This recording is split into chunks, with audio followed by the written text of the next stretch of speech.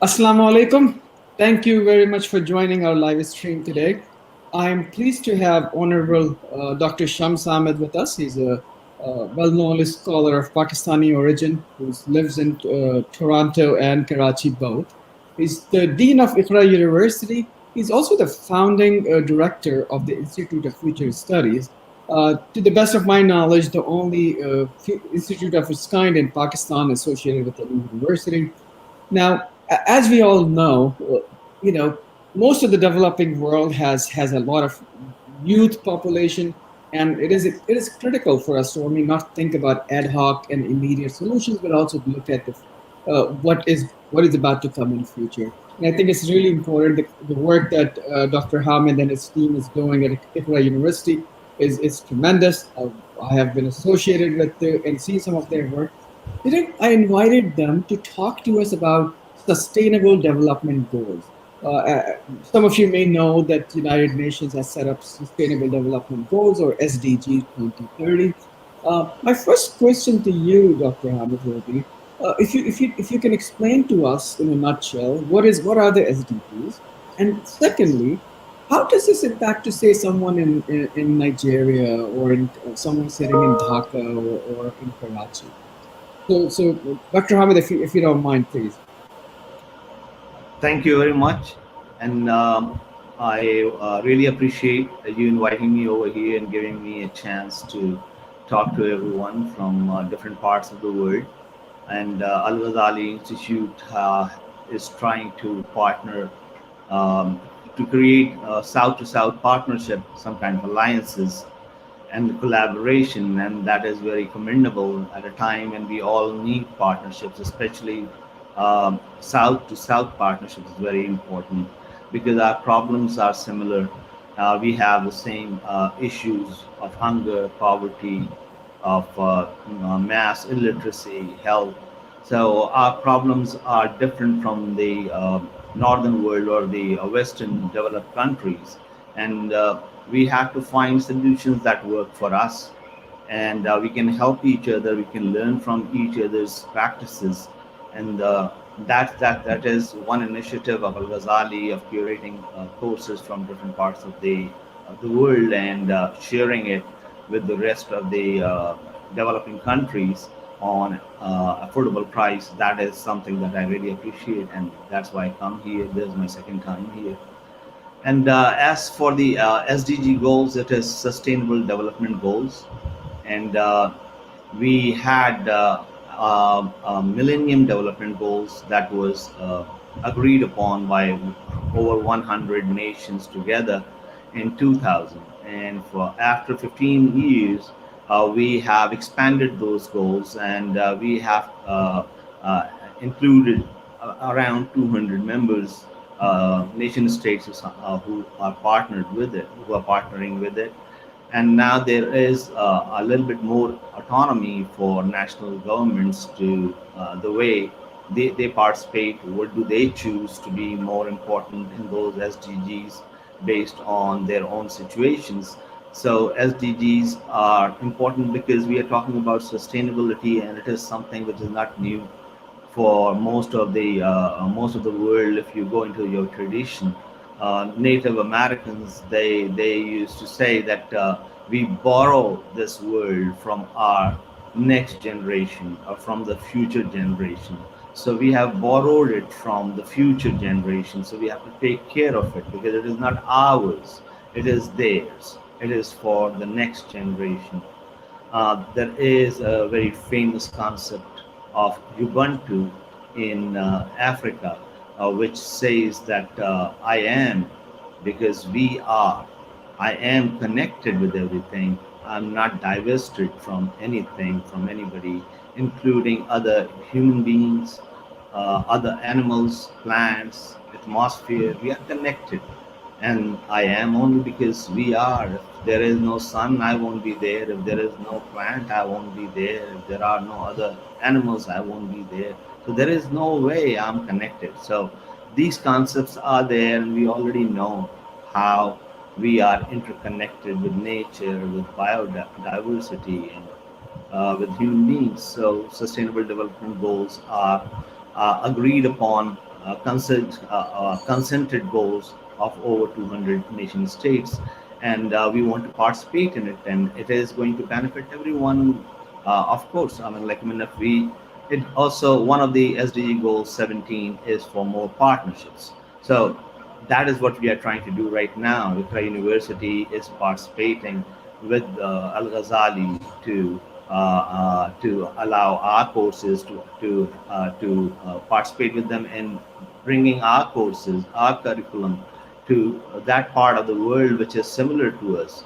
Like for a youth in Nigeria is not very much different from a youth in Pakistan. So we have the same problems. We have a harder life. We have the water shortage, for instance, in Karachi as well as in South Africa, for instance. So the poverty is so heartbreaking, as well as hunger. There is so much hunger. So these are the things that we have to work together, because sustainability is a connection of our political, social, cultural values, and our institutions, and how they uh, work within the whole system. How do we do business? How do we? This is how we connect with the nature, with other animals and plants and the environment. So we have to consider all these things as a totality. We have to create a holistic approach. We have to understand that what we are talking about in sustainability is good not only for me, for everybody around me. And I need to care about everything, everybody around me, because if they are not there, I'm not there either. Thank you very much. That was very thorough, and I think I get the message.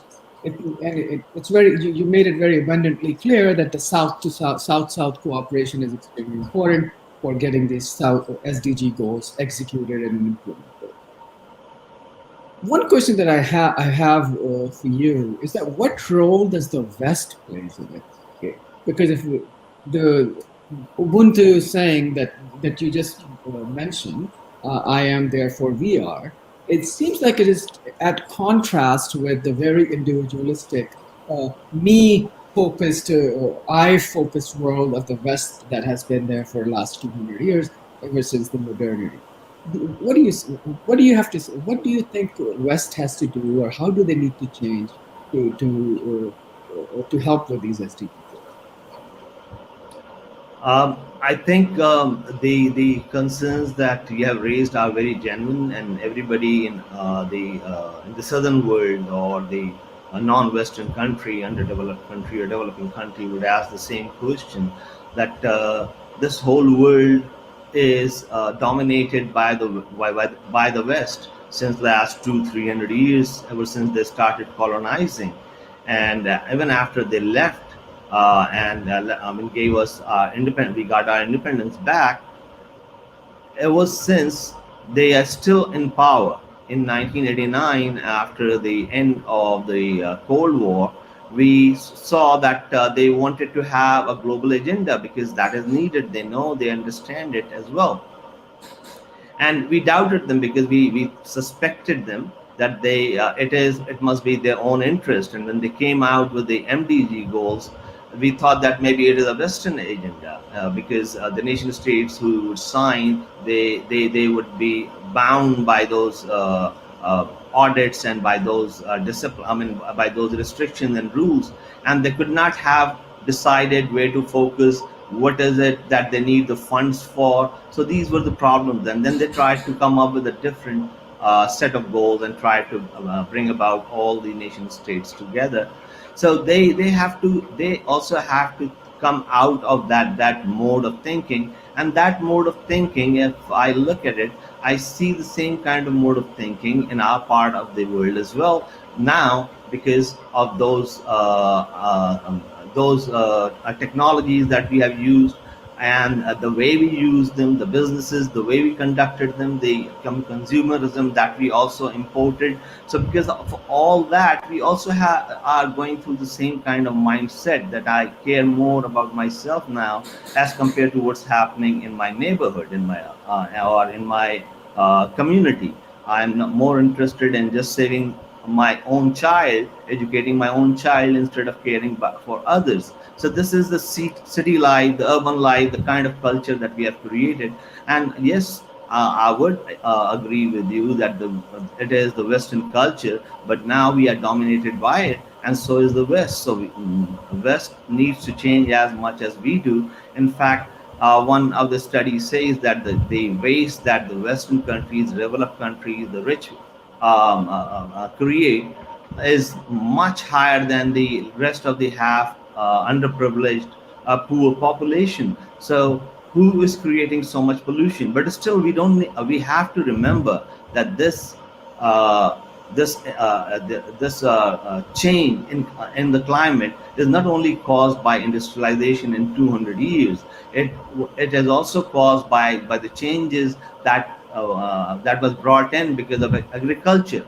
Agriculture also started changing the environment, and now we in last 200 years we have increased it many-fold. But still, these climatic changes have happened because of human activities, and now we have to take account of it, because if we didn't, then there is no other way out except for extinction, maybe for our own species as well as for this whole planet.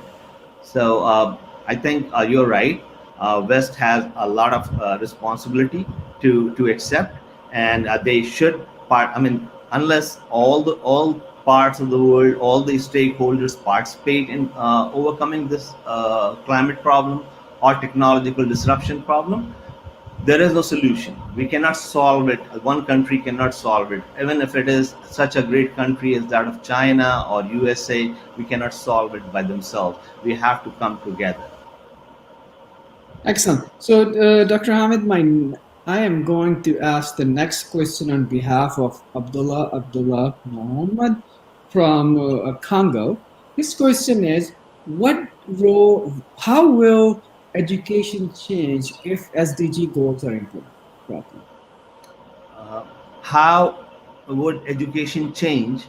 Yeah, if the SDG goals are implemented, or I think I would rephrase it, Abdullah, for you. Is it what is required, or what are the education specific goals of Okay. SDG?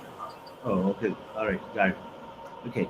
So sustainable development goal, I mean, it is goal number 4. It is called SDG 4, and that is about how we need to provide quality education to all. And this is one of the problems that most of the countries belonging to underdeveloped or developing countries, we are facing. We have a huge problem of illiteracy, and we have been working at it for a very long time, spending money and resources. But now we have to make a concerted effort, and the good news is that now it is much more possible because of the new technology in the form of internet. And now if we like, for Pakistani government is partnering with PTCL, internet service provider, as well as a phone provider company, and they are trying to see how do we make internet access available to the remote parts of Pakistan, because Pakistan uh, needs a lot of internet connectivity availability. Only hardly one third of the population is connected right now, and it is, if we have that kind of connection, we can communicate with those people living in those areas and try to educate them or try to bring education to them. And that is also possible through mass media medium like television and radio, and it has been used in many parts of the developing country to for reaching out to those underprivileged people as well as the people living in the remote areas. So, and the other problem after accessibility is that there is a huge number of students who should be in the school but they are not. In universities, we don't have the number of students that should be in the university, because they are in that age group. We don't have mechanisms to bring in the mature students, the students who are 18 years old or older, back to the fold of education by offering them some kind of assessment. Like if somebody is 24 or 25 years old in Pakistan, and they have not done their ninth grade, and they want to join a university degree, they cannot do that. There should be a way for them.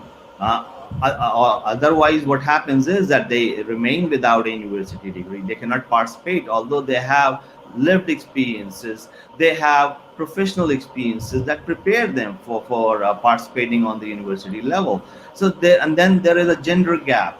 Girls are not going to the schools. They do not get to do their high school and go and join higher education. So these are the problems. Then there is a big, a substantial population of adults who need other kind of help. Maybe somebody doing agriculture, they need different kind of education. They need education in conflict resolution, in mediation, and these kind of, they need some kind of a spiritual guidance in the form of meditation, and all those possibilities are there, and we can now use the technology to reach out. Now once we have the technology, the other problem is the content for providing that kind of education to the people, either through television or radio. In Punjab, the government had decided to buy a number of telephone radio sets for the schools, but they did not have the content to provide on those radio channels. So the content becomes very important too. So we have a lots of challenges, and we can work together. Like, I mean, we, even within Pakistan, we are trying to collaborate with different universities, research institutions, and we can do the same thing with universities and institutions in Nigeria, maybe in Sri Lanka, Malaysia, that we are doing already. So these are the kind of partnerships we need to build, and so that we do not have to create the wheel again and again. Like, I mean, once we have a course material done for grade one science subject, we can utilize the same thing all everywhere.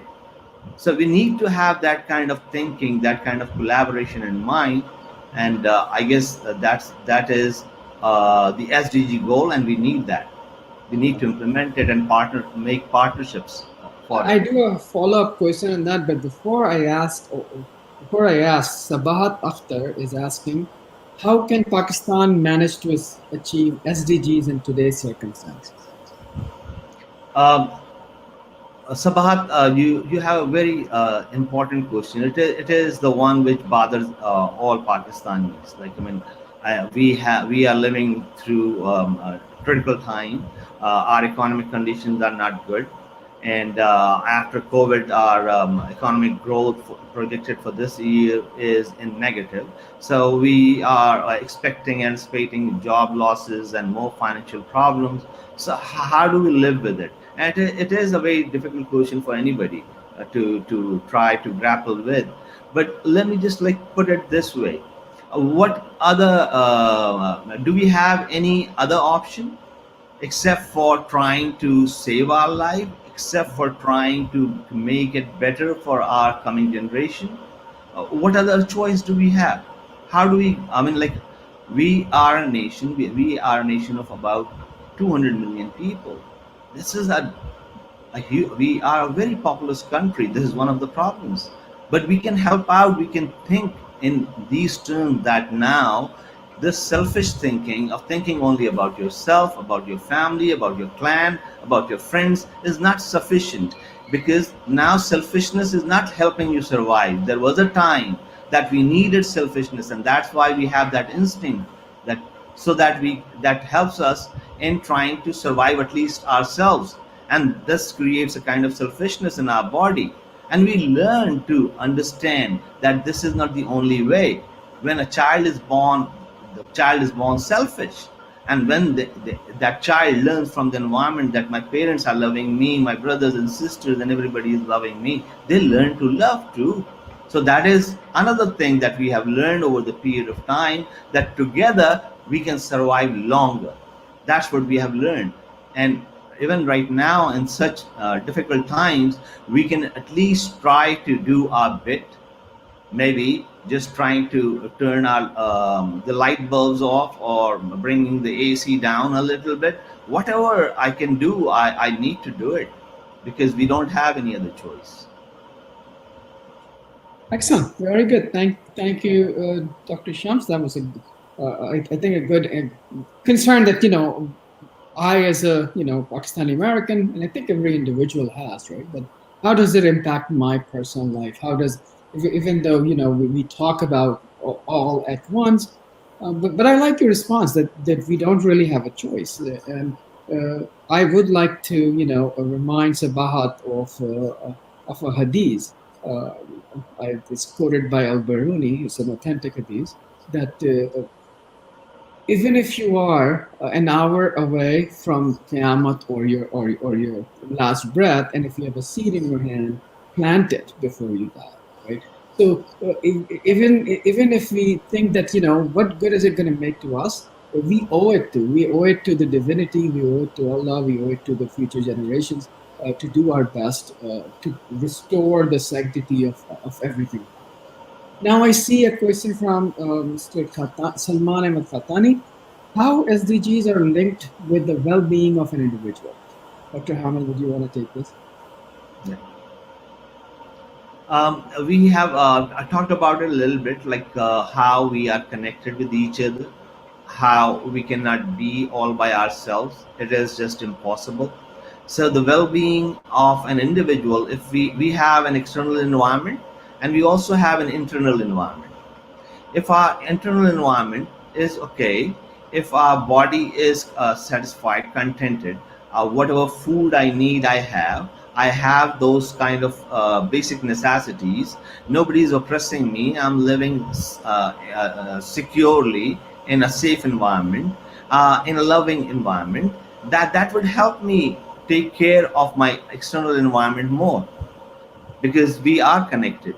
And unless if I am not feeling very well, of course my whole environment is going to get disturbed, whether it is my internal or the external environment. So I have to take care of an individual human being, but with we also need to take care of other animals.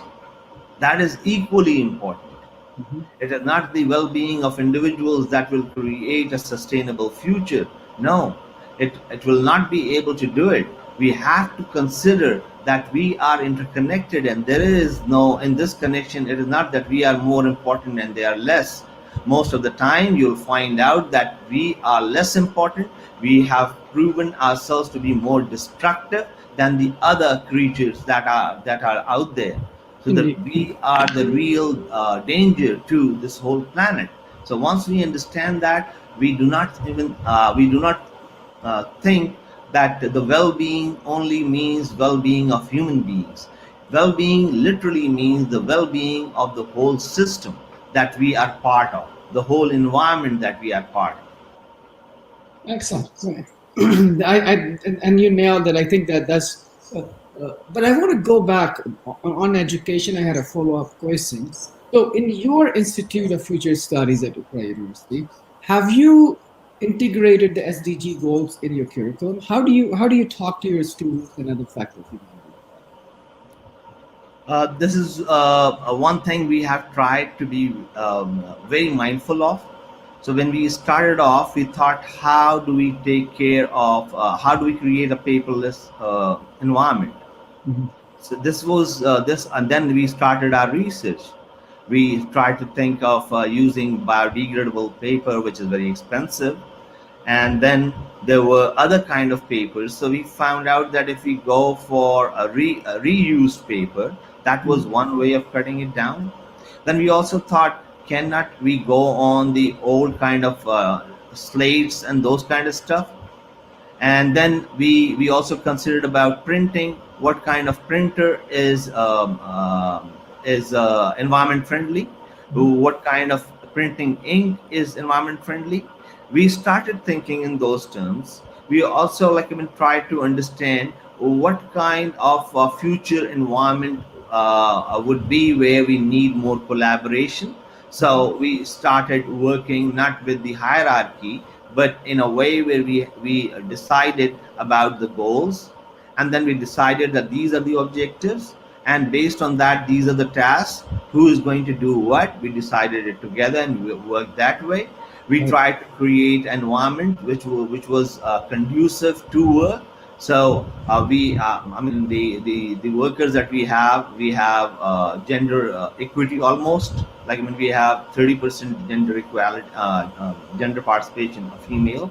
So, but we are trying to implement all those SDG goals into our way of dealing with everything that we need to do. And we have to make other people and other departments understand the importance of these goals, and then we have to learn together how can we implement those. And we are trying to collaborate for in that regard with Karachi University's environment department and other places.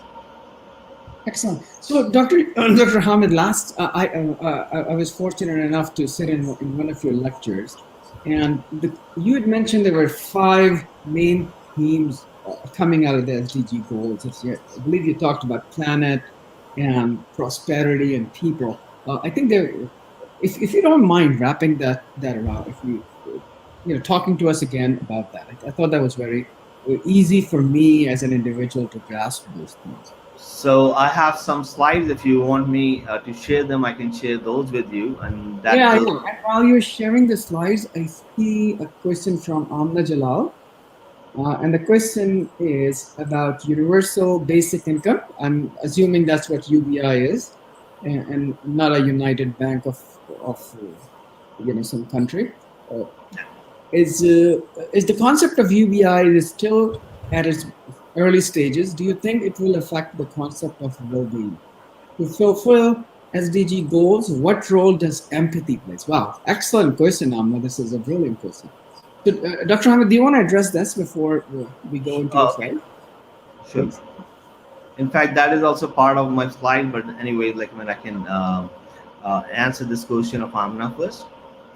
Universal basic income is basically a new debate that is in a part of Canada. Canadian government is doing a pilot. Australian governments. There are a few governments who were already talking about universal basic income, and it is different from providing income to your own country members.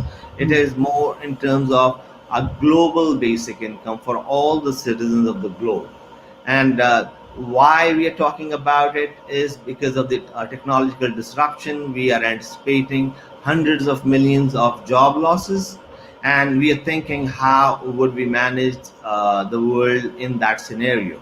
So if there is a universal or global basic income based on on their based on the suggestions of the economists, that what is a good amount. For instance, in USA, the social security payment or social security is about $800 a month, whereas these economists are suggesting that for one person to survive in USA, they need at least $2,300.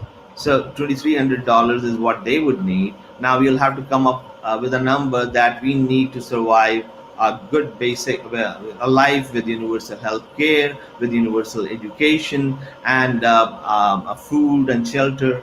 With all that, maybe we'll come up with something like, let's say, 100,000 rupees in Pakistan, in Karachi. So that would be our number. So, I mean, what they're saying is the idea is beautiful, it is wonderful, and it is needed. The only problem is, how are we going to fund it? Hmm. That is the problem. Now, the funding is possible only when we increase taxes on the richest. So we need to have a new model of fair distribution of wealth. Mhm. This unfair distribution of wealth is hurting the environment. It is hurting the sustainable development goals, because sustainable government development goals ask us to think about the environment, but it also asks us to think about human rights, about our education, about healthcare. So these should be provided to everybody on this planet Earth. So that is the dream, Mhm. and that's a beautiful dream. And these kind of dreams are not new either. But still, now we are talking about it on a global level. And when we are talking and doing pilots and we are getting close to it, because once again we do not have any other option. And the thing with human civilization, with people who are the power brokers, is that unless they are made to do something, they usually don't do it on their own accord. So somebody has to make them do it. Sometimes it is the revolution, sometimes it is the people, sometimes it is the situation and the condition, and most of the time it is the technology that drives them to make the changes. And now they are the ones who are talking about universal basic income. And I am hoping that somehow, if we increase the taxes on the wealth, accumulated wealth, existing wealth, as well as on the income, may we can support all the SDG goals only if only by raising 30% taxes and the income tax on the wealth. This is the solution of one of the Nobel laureate of economics. His name is Professor Stiglitz. So that is the idea. And you said that how would it affect the concept of well-being? Just imagine living in a world where whatever you do, and of course all of us, when we wake up, we start doing one thing or the other. We always have one activity or the other. It's not that we don't work hard. Everybody does, unless he's sleeping. Everybody is working. So the activity is there. So we will be active, but our activity will not be, because we have to go there to get paid, to get education for my son, to get health care for my daughter. I won't have to think about it. I would rather wake up and think, oh, that's what I was working on. Yeah, that was a beautiful dream. I can use that idea to put that in this product. And well, this is how we are working. So now we are not alienated from the work that we do. And that creates a lot of psychological dissonance and Yeah. psychological problems when we are alienated by our work, when we are not happy getting up, because we know that when we get up we'll have to start doing something that we do not want to do. So that universal basic income allows human beings, every individual, to pursue what their passion is. And if they do that, we will have beautiful things. So that's, and it will change the idea of well-being as well. We will have to think more in terms of how do we enjoy our lives together, how do we network and do things that we are interested in. So we'll form different kind of communities, and I hope good things will come. Excellent. I think the second part of that question, you kind of addressed it already, is about empathy. And Okay, yeah, sure. yeah, Sure, I want to take it up. Like, it is a very important concept. yeah. Now the scientists are telling us that we are, in fact, truly, really connected. Like, I mean, it is not that some Sufi sitting somewhere in a drab of clothes and saying that everything is connected. It's not like that anymore. Even the scientists are on board, and they are saying that we are not only physically connected, we are chemically connected, we are biologically connected, we are neurologically connected. Now, we as a human being have the capacity to have empathy, to feel the pain of the other. Like when somebody tells me that his daughter is having some kind of problem, maybe some disease, I feel about the pain he is going through, because I can connect with that person. I'm also a dad, I also have a daughter, so I can have that empathy. And that for that empathy, there are people who don't need to have a daughter to be able to empathize with other people. I am a little more desensitized, so that's why it took me to have that kind of experience. But then when you think about it, each one of us have experiences of pain, of difficulty, of problems.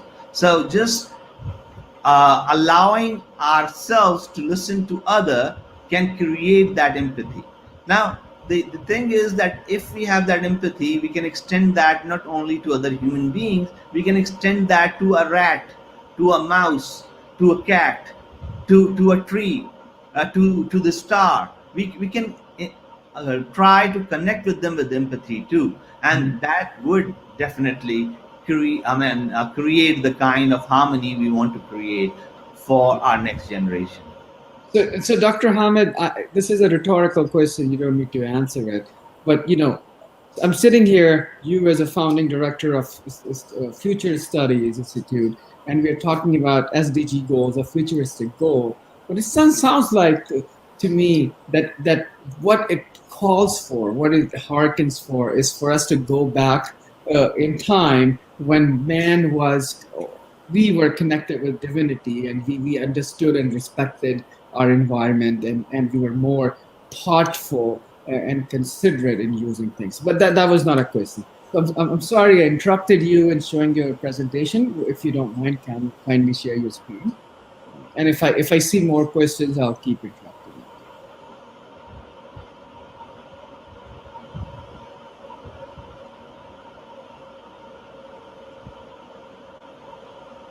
Oh, Nabil Ahmed is asking why the green economy is essential for sustainability. Sure, we'll come down to that. If you don't mind, first talking about green economy, because I know we all know what it is, but I just want to make sure that everybody who's listening would understand. Okay, it is another concept basically. Okay, just give me 1 second. Sure, sure.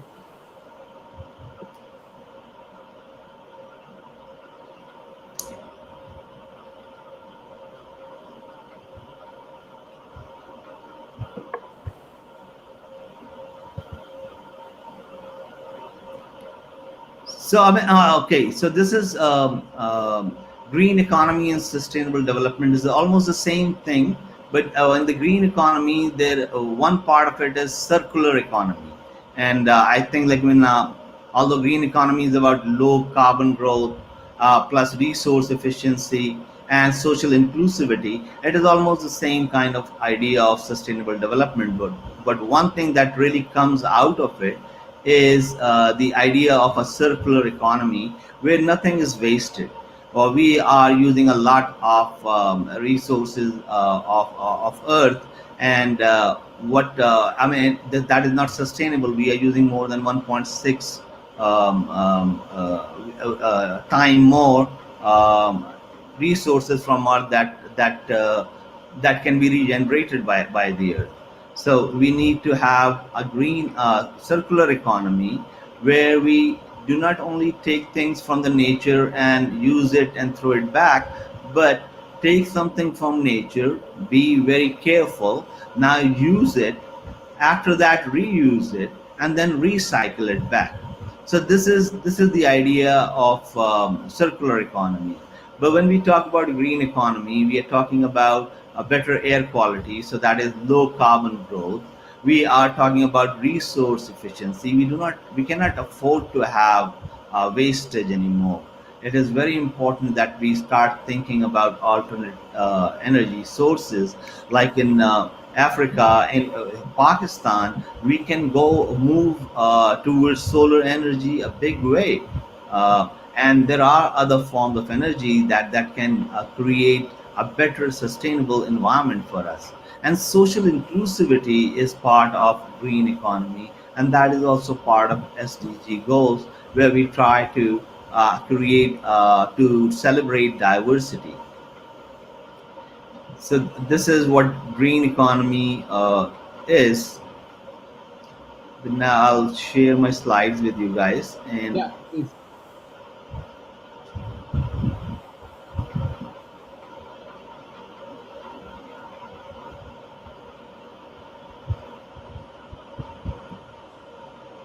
While you're sharing it, I don't want to leave the air dead, if you will.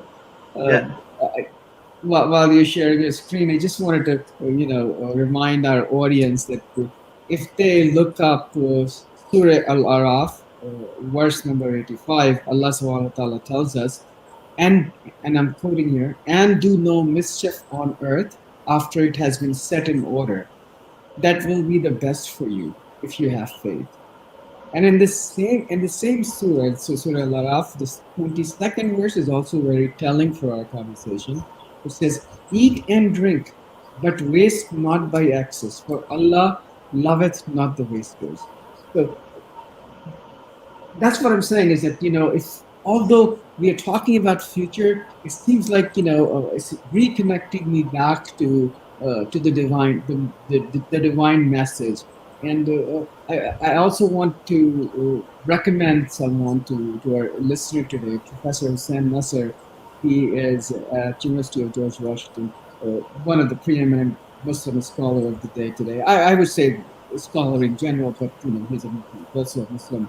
He's written a lot of work. He has a book on Islam and environmentalism. Highly recommended read for anybody who wants to understand the green economy and how we're doing. So, Dr. Shams, please. Yeah. Okay, so I hope my screen is visible Yes, now. yeah, we can see it. Yeah, I So am that because we are. Yeah. so this is the principle, and this is a very interesting story. I want to recount it. It was there was an anthropologist, and he proposed a game to children of the African tribe. He put a basket of fruit near a tree and told all the kids that the first one to reach that fruit would win all of them. When he told them that, all of them put their hands together and ran together Hmm. and reached there together, and then they sat together to eat it. And when they were asked, why did you do that? If you had won it, you would have gotten all of it for yourself. Their answer is, their answer was, how can one of us be happy if all the others are sad? Wow. How can I be happy if all the others are sad? So this is a beautiful, beautiful story. And COVID-19, I mean, it was such a huge problem for the whole globe. But it has also shown us that we are interconnected in this way. That something which happens in a small part of the world can create havoc for the rest of the world too.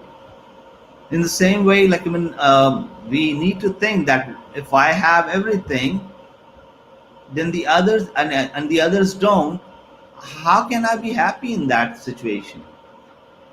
So these are the 17 goals of sustainable development goals, and you guys can see it. So Hmm. there is number one goal is no poverty, and we cannot emphasize it enough. In our part of the world, it is heartbreaking to see so many people who do not have 2 meals a day. And if you look at the percentage of people with malnutrition in Pakistan, you will be amazed by that number. It is in late 40s. Then there Wow. is no hunger, no hunger. Like who wouldn't know anybody who has had to be without food for 2 times or 3 times a day would know what is hunger like. It does not leave you. It just is terrible. If you look at the symptoms of the people who go hungry, they cannot even eat. If you go hungry for a long time, you cannot even eat. You are always feeling hungry, and no matter how much you eat, you are never filled. So they go through different kind of problems, and we have to take care of it. Like there's one of the goals. Then good health, quality education, that is one of the major transformation. If we have quality education, we can participate in the world in such a manner that can create prosperity as well as peace and stability for everyone. We also need more gender equality. It is very important. Just imagine, half of the world population is female. They I had my mother was a female, my sisters are female, my sister's daughters, my brother's daughters are female, my daughter is female, my wife is a female. We have so many female, and we all know how intelligent they are, how well they work. And Mhm. if we do not allow them to participate with their empathy that they have more than the male members of human race, then how do we increase empathy, which is needed to achieve all these goals? Which is needed to understand that I cannot be happy if others are sad. So that empathy, that emotional intelligence that women have, that my daughter has, my wife has, but I don't. I don't have that level, no matter how hard I try. So now we have the problem of clean water and sanitation. Who else? I mean, we can understand that very well. Um, Talking to you from Karachi, all everybody who is interacting right now from Karachi, they would tell you that they know the significance of this goal and they want to have clean water and they need sanitation and renewable energy. We have sun and that shines bright almost all year round in Pakistan. We can go for renewable energy sources like solar energy. And Iqra University is trying to implement that in one of our campuses. And we Okay. want to become self sufficient. We also want to put some back to the grid for others who need it. That's awesome. Yeah. Good jobs and economic growth. So, if you need good jobs and if you need economic growth, you need quality education. So, education is the key. And I mean, everywhere in our traditions, in our culture, I mean, we know that quality education is important. It's just that it is not accessible to us. So, we need help there. Innovation and infrastructure. We have developed a good infrastructure in Karachi, and still we realized how important that infrastructure is. Now our roads are wider, and it takes us less time to go from point one to point two. And if you go to the other countries where they do not have that kind of infrastructure in place, they have such traffic jams that creates a lots of problem for the environment, for people. It enhances the stress level and a lot more. So we need infrastructure. We also need innovation. So what kind of innovation we talking about? Most of the researches, most of the studies that we use come from the Western world. For Mm. that is to solve their problems. It is not to solve our problems. So we need to participate with our country, with different countries, with our regional countries, with the developing countries, to to work together to find solutions to our problem together. And we can do that. We can participate in such a way that we keep creating. We can keep improving the solution. Like if we have a 10 million fund in Ikra University, and that is going to the research of generating a solution for renewable energy source. We can work using that fund, come up with our solution, and then give it to the next university, maybe Karachi University, Qaid Azam University, or some university in other parts of the world who are also trying to find a solution for their local needs. And they can spend some more money, more resources, more brains can go into it. And wherever they have taken it to, that can be taken up somewhere else, until unless we find a solution to a local problem.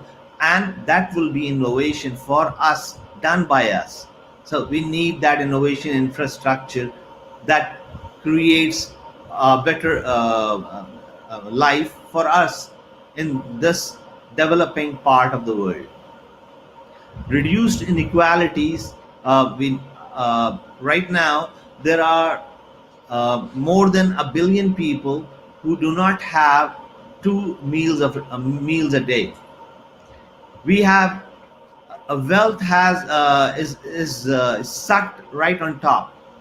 There are only 22 people who own more than the rest half of the population on this earth. So that is the kind of inequality, and we need to have fair distribution of wealth, and we need to reduce these inequalities. That is also a part of it. And someone was asking how does it relate to us living in Pakistan or in the developing countries. When you're looking at these goals, you see that how important these are for us. Sustainable cities and yeah. Right there, uh, Dr. Hamid, when you talk about inequality and the money being sucked on top in the hands of few, I was also thinking about when you mentioned about hunger. When people are hungry, their hunger never ends. It seems like people who are full, they are never sated. They keep gathering wealth all the time, and they are never satisfied with how much they have either. Right. So it's a too vast uh, spectrum of the same thing, if you right? Yeah. True. Yeah. And I mean the hunger is one thing that we, I mean, it is the low hanging fruit. We can easily pluck it. It is the easiest thing to do. We do not we can easily overcome the hunger problem if we have a concerted effort. There were a number of projects that Accra University's students have done where they collected food and distributed it. So they contacted banquet halls. They also contacted some restaurants, and they were happy to give their food. The problem is we need some infrastructure. We need to spend money to preserve food that is given to us. So like, I mean, if we are given food at night, maybe 2 in the morning, our Mhm. students had to go pick that food up and distribute it right away because we had no place to keep that food. But That is that is very, yeah. You're absolutely right. I was just going to ask you, how do we contribute in reducing the hunger in meeting the goal? So that's a really good plan. Yeah. it is very difficult, especially during the COVID time when there was a lockdown in Karachi, and people could not go to work. And you know how many people work in the informal sector of business in Pakistan, and when they didn't have work, they could not have food either. So that was a huge problem, and it happened so quickly. Government could just do that much, and then the non-for-profit organizations, individuals, families, they came out. They started helping. So the empathy that we saw was extraordinary, and we see that whenever some pandemic hits us, whenever something bad happens to us, we just have to make it a regular feature. We do not have to wait for a bad time to come to show our empathy. We can um, make it something which we do that on a regular basis. Right. No, very good point. Very, and that point, I would want to, remind the audience that Quratul and her team of the Muslim Care Society did a tremendous job, at least in Karachi and the poor areas in the early days of COVID pandemic. Uh, and I believe they're still working on providing ration to people who don't have. It was like so necessary at that time. I mean, we were all thinking, I mean, what will happen if do not get food? But when you come to think of it, there are parts of Pakistan, in the province of Sindh, even within Karachi, where people go hungry almost daily. And that you can see by the over almost half of the population suffers from malnutrition, and that tells you that Right. we need to create sustainable cities and communities, and we have to have responsible consumption. We know we have to be very mindful. There is a lot of waste in consumption. In fact, the capitalist system creates consumerism because they need to keep growing all the time. There is no other way for them to sustain. So for that reason, they need to have consumers, buyers of all kind of stuff. Now we have to go back to the time when we used the same clothes for a year. We did Right. not buy clothes every a month, every 3 months. We bought clothes like when they from the middle class that I'm coming from. We On used to every get Eid. clothes On whenever every Eid. there was Eid. It Yeah, was the Eid when we would expect a new pair of shalwar kameez or something like that. that's right. That's right. And now we have so many clothes, and we need to pass it on. We need to recycle it. We need to give it away, and we do that at Iqra University. It is a regular feature that we try to bring in clothes, utensils, those kind of stuff. Whoever wants to put that in one bin, and then our students go out and distribute it in the neighboring community. So That is these are the tremendous. That small is steps tremendous. that we try to take in order to be responsible.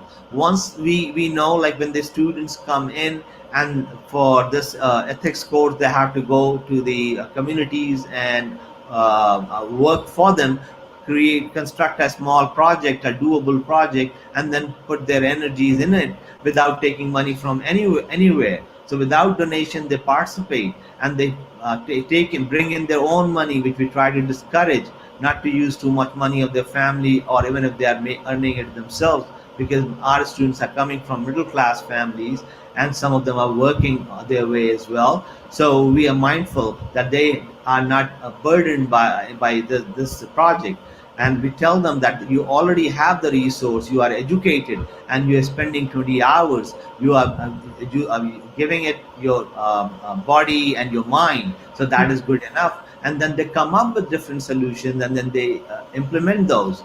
We have had this activity since last 2.5 years, and in that time more than 7,000 students have participated in these community work, and we have done uh, almost like 1,000 projects with 8 students working in a group.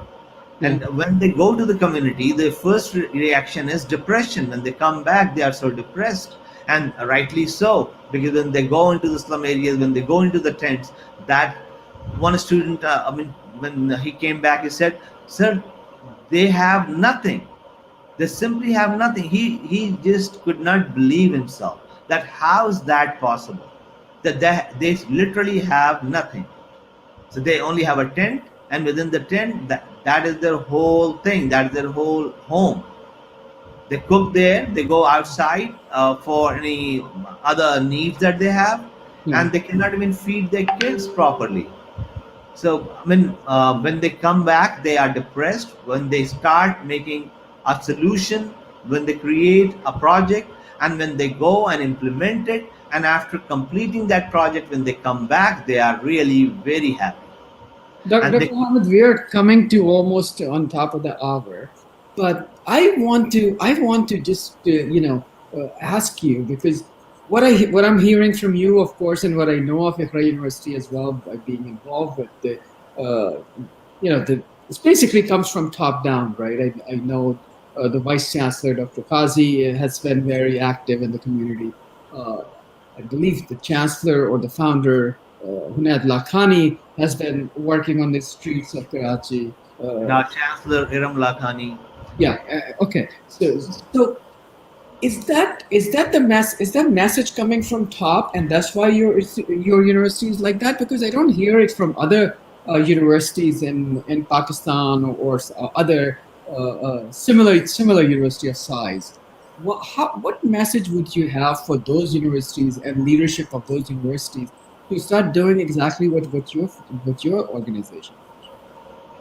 Ikra University is a private university. It was founded by Hunayd Lakhani Saab, and then now our current chancellor is Iram Lakhani Sahiba, and they have been doing philanthropic activities for a long time. They have that kind of mindset. He is trying to change the society, and that's why when he has thought of starting an institute, the way it is started back 23 or 25 years ago, and then it turned into a university. Right from the beginning, he wanted to use education and provide that education to our middle class population, because he saw that they needed, and that's why our tuition fee is that affordable. We try to keep it that way, and we are trying to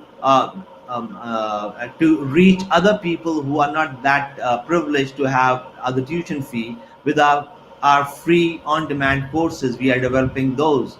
So these ideas were there, and then when the higher management thinks like that, and they have that kind of understanding of the global realities and the local realities, then their work shines out, and that's how that is what's happening with the Kra University. We within the short span of 20-25 years, we have become number one university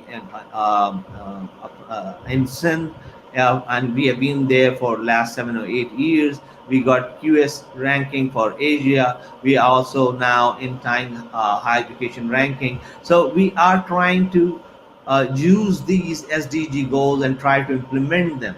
And because of that, our student body, our faculty, our staff is more connected. It is more of a team. So it is not only the top to a top bottom approach. It also comes from the middle. Sometimes some ideas come from somewhere else, and then it is appreciated. Since it is appreciated at the top, it comes back again. So I think the message that I'm trying to just rephrase what you said, or at least my understanding of it, is that the reason Iqra University has been engaged in these kind of, I won't call it philanthropic. I think these are practical activities that is needed for future and for today. Uh, These are definitely practical activities. I was talking about the philanthropic activities that Hunayd Lakhani Saab and Iram yeah, yeah, Lakhani Saab and that's others. right. So how do you, it seems like, Iqra University has integrated all these activities in the curriculum itself. If you're asking your students to do life projects, how could you, or if that has become a standard, how could you share that with other institutes globally, to other institutions of south and south, and what will be your and the vice chancellor's strategy around that? We would love to share our practices and our experiences. 4 years ago, when Dr. Wasim Qadi became the Vice Chancellor of Iqra University, he very emphatically implemented interdisciplinary approach, and with that approach, he understood like where we are going, and we need to implement these SDGs as well. So he came up. He started asking us what kind of courses, new courses we can develop. How do you rethink the curriculum, and how do you rethink the way we teach, and how do you rethink the content? So he started asking all these questions, and that made the faculty, the staff, to sit back, reflect on our practices, and then reimagine ourselves. So now we are ready to share our experiences with other institutions, with other universities, whether that is of Sindh, Pakistan, or of Africa, Middle East, any of these developing countries. Because this interdisciplinary approach is very important. We need to solve problems. Change in curriculum is very important. We need to have a curriculum that tries to solve the problem that we have. So the curriculum should reflect the problems we are facing, and then we have to solve those problems, giving it to all the students that we have on different levels, whether they are on the primary level, secondary, tertiary level, on the highest level of their education. They should be solving the problems that we are facing. So we need to rethink our curriculum. We need to rethink how do we teach. We do not only have to stick on face to face mode. We can go online, we can go on demand, we can use blended learning. So these are the ways we can use mass media, social media. These kind of things we can bring into the mix in order to reach out and share our experiences with others. We are open, and we are trying to collaborate. We are trying to communicate with other universities, and this online experience and the online infrastructure that we have developed is definitely going to help us in expanding our reach, because now we can have an exchange program with other university in other part of the world, and we can engage online, whether for the faculty exchange or the student exchange. Earlier, we have had number of MOUs with a number of universities, and we could not send our teachers very frequently. We cannot use that exchange student program very frequently, because there was a lot of money is involved in it. So instead of that, if we are doing it online, it saves all that kind of money. And with the infrastructure and the capacity that Ikra University has built, now we are ready to expand and to reach out. Dr. Hamid, I know you had given us an hour slot today, and I have 57 questions in the queue. So I am not. We will to all those who are participating and asking questions. I want to thank you. We will be. We will make sure that we get Dr. Hamid or one of his team members to answer those questions for you as quickly as we can. Before we part today, I want to remind people that what Iqra University and Dr. Hamid and Dr. Wasim Qazi and all those they are doing is they're basically changing the whole pedagogical model. They're telling us to spend more of our time doing capstone projects of going out and being involved with the community. And I believe that is the cutting edge of knowledge system that's coming from South, and that is going to have an impact not only in the emerging world like Pakistan, but in the Western world as well. Eventually, those think tanks, those universities will end up replicating the epistemological system that these guys are developing in Pakistan. Dr. Hamid, thank you so very much. One last note, I'm going to say goodbye to you. If you guys are interested, there are a lot of free courses on al-ghazali.education. You can go and take the English language course. You can also take the Arabic language free courses. There are a few other Java learning and Microsoft program, Microsoft Word and Excel. So we are providing a lot of on-demand free courses in conjunction with the Crow University and a few other, and also with the Muslim Care Society. The Muslim Care Society has been helping us a lot in developing these courses so we can bring it to the people. Al-Ghazali, the education also has some for-fee courses as well. And I would like to mention those as well today. We have, in collaboration with the Prague University, we have a course on Islamic banking and finance. It's a great opportunity for anyone interested in banking and finance because 1.8 billion people of the world are Muslim and follow a faith.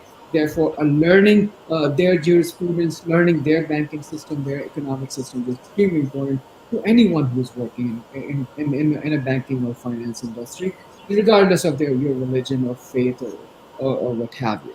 Secondly, there is an excellent course on program in cybersecurity taught by IFRA University's faculty, brilliant program that can help you not only get you those credits, but if you were in a short run and if you wanted to start earning money right away, that's something that I would highly recommend you take because you can go ahead and then apply sit for a CISSP or CISM exam, ethical hacker exam.